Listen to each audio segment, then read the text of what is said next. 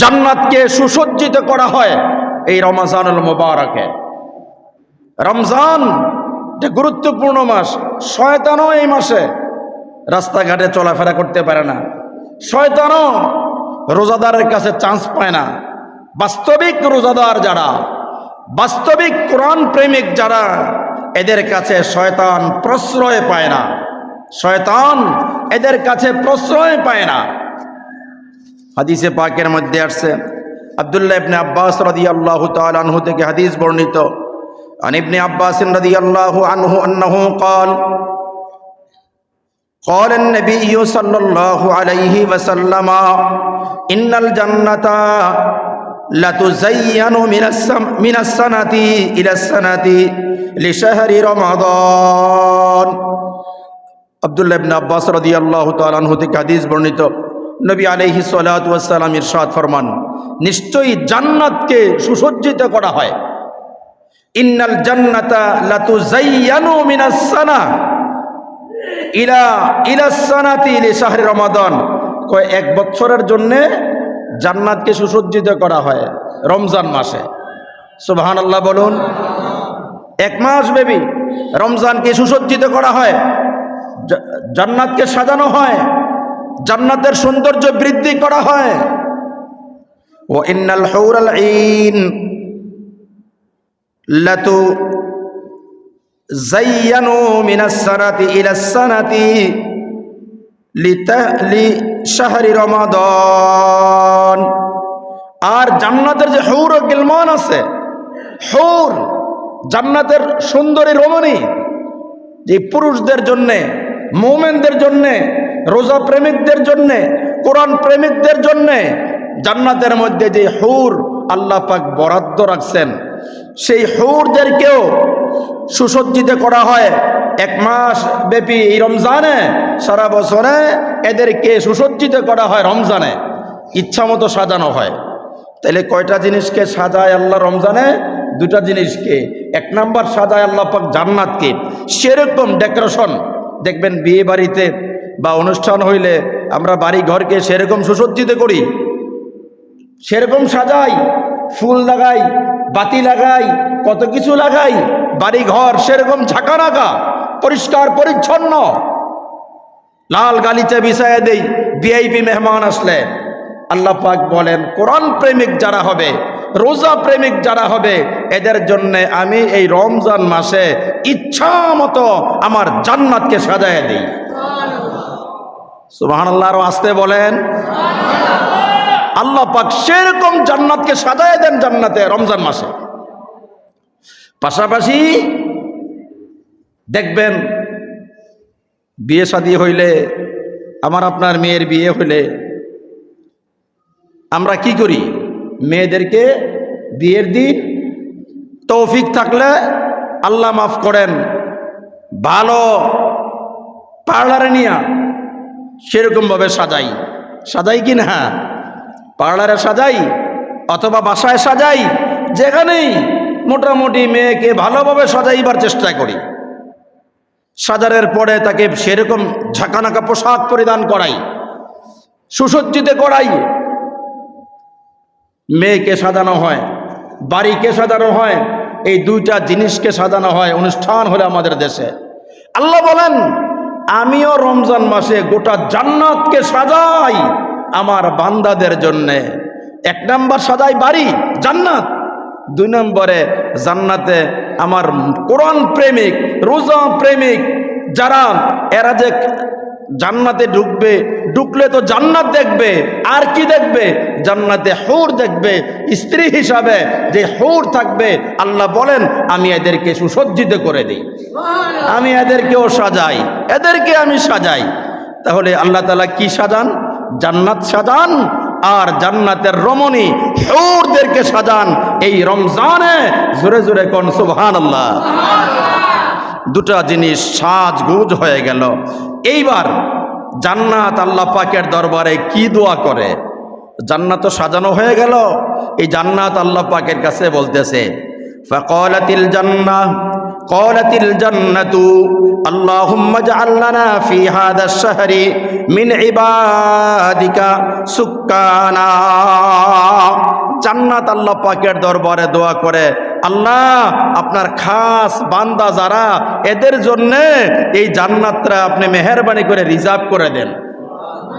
আপনার বান্দা যারা, যারা কোরআন প্রেমিক, যারা রোজা প্রেমিক, যারা আমলি, যারা আপনার বান্দা হবে, এদের জন্য কিন্তু আপনি জান্নাতটা নির্ধারণ করবেন।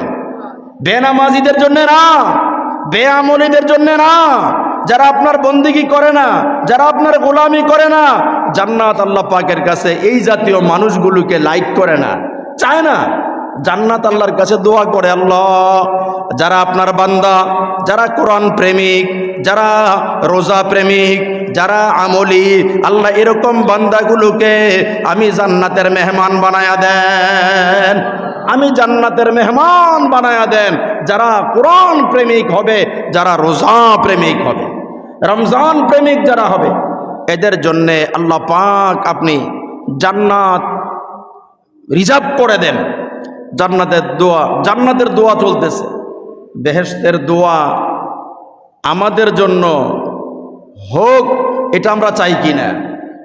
আরো জোরে বলুন, আল্লাহ আপনি আমাদেরকে জান্নাত যেইভাবে দোয়া করে আপনার কাছে আপনার বান্দাদের ব্যাপারে, আমাদেরকে আপনার বান্দাদের অন্তর্ভুক্ত করে দেন। আমরা যেন আপনার খাঁটি বান্দা হতে পারি, আল্লাহ আমাদেরকে তৌফিক দান করেন। চিৎকার করে বলুন আমিন। জান্নাতে দোয়া করতেছে, পাশাপাশি জান্নাতের পরে এবার জান্নাতের হুরেরা দোয়া করে। বেহেশতের রমণীরা, বেহেশতের রমণী, বেহেশতের নারী, আল্লাহু আকবার। লেখছে, আমি তো জামা পরছি, জামার উপরে আবা পরছি, আমার শরীরে কি আছে কিচ্ছু দেখা যায় না। লেখছে জান্নাতের রমণীদের অবস্থা, পোশাক থাকবে, পোশাকের ভিতরে দিয়া এমন সুন্দর হবে এই চেহারা এবং দেহটা এমন সুন্দর হবে, শরীর এত সুন্দর হবে যে পোশাক পরিধান করার পরও তার ভিতরের দেহটা চামড়া দেখা যাবে। চামড়ার ভিতরে কি আছে না আছে এগুলো সহ দেখা যাবে। জোরে কোন সুবহানাল্লাহ। এত সুন্দর করে আল্লাহ পাক জান্নাতে হুরদেরকে বানাইছে।